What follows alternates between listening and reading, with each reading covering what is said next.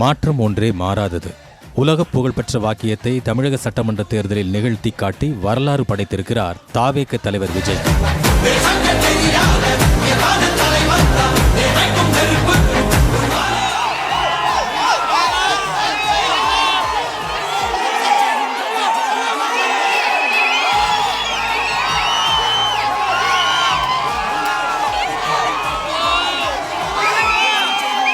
Periyar Maniammai Institute of Science and Technology, Tanjavur. PIARC ranked number 17 in India by IIRF. From customers to real brand ambassadors, 21,000 plus stories by Jen Housing.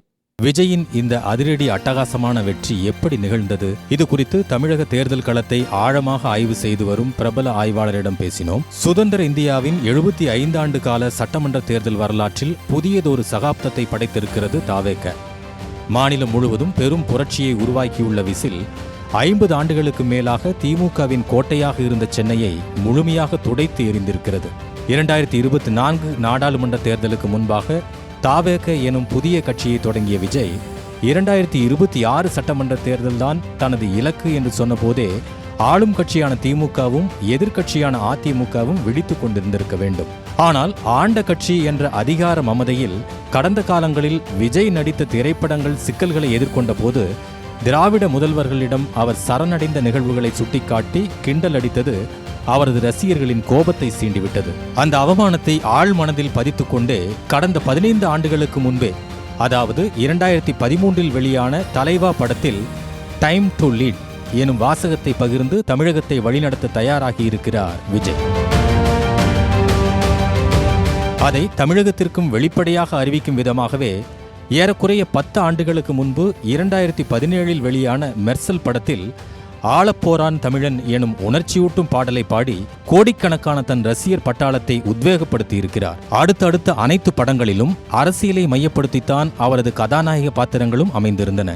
கடந்த 15 ஆண்டுகளுக்கு மேலாக தமிழகத்தில் உள்ள ஒவ்வொரு வீடுகளிலும் ரசிகர்களாகவே இருந்தவர்களை வாக்காளர்களாக மாற்றும் முயற்சியை கூர்மைப்படுத்தி 234 சட்டமன்ற தொகுதிகளிலும் உள்ள SSLC மற்றும் +2 தேர்வில் வெற்றி பெற்ற மாணவ மாணவிகளுக்கு பரிசுகள் வழங்கியது, வெள்ளத்தால் பாதிக்கப்பட்டவர்களுக்கு நிவாரண உதவி, நீட் எதிர்ப்பில் உயிரிழந்த அனிதா தியாகத்தை போற்றியது, தூத்துக்குடி துப்பாக்கிச் சூட்டில் பலியானவர்களின் குடும்பத்தினருக்கு நிதி உதவி என்று ஒவ்வொரு அடியாக தனது அரசியல் பயணத்தை ஆழமாக பதித்தே வந்திருக்கிறார் விஜய். இப்படி 15 ஆண்டுகளாக மாநிலம் முழுவதும் ஒவ்வொரு வீடுகளிலும் அசைக்க முடியாத வாக்காளர்கள் கூட்டத்தை உருவாக்கிய பின்னரே மக்களை தேடி அரசியல் நகர்வுகளை முன்னெடுத்தார் விஜய்.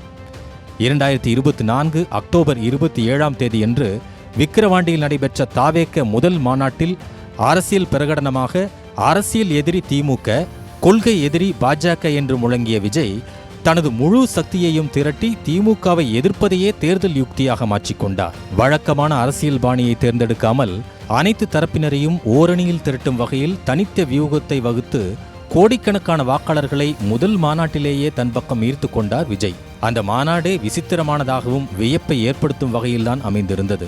கடந்த 25 ஆண்டுகளில் தமிழகத்தில் எந்த ஒரு அரசியல் கட்சி கூட்டத்திற்கும் தானாக மக்கள் திரண்டு வந்ததே இல்லை. எல்லாமே கூட்டப்பட்ட கூட்டமாகத்தான் இருந்தது. ஆனால் அதை மாற்றி காட்டியவர் விஜய்தான். அவரது கூட்டத்திற்கு பல மணி நேரத்திற்கு முன்பாக இளைஞர்களும் இளம் பெண்களும் ஆரவாரமாக ஆர்ப்பரித்து வந்ததெல்லாம் புதிய வரலாறு. முதல் மாநாட்டிலிருந்து தேர்தல் பிரச்சாரத்தின் கடைசி நாள் வரை அவரது கரூர் பிரச்சாரத்தின் போது பலியும் விபத்துகளும் நடந்தேறிய போதும் பாதிக்கப்பட்ட குடும்பத்தினரே விஜய் மீது குற்றம் சொல்லவில்லை.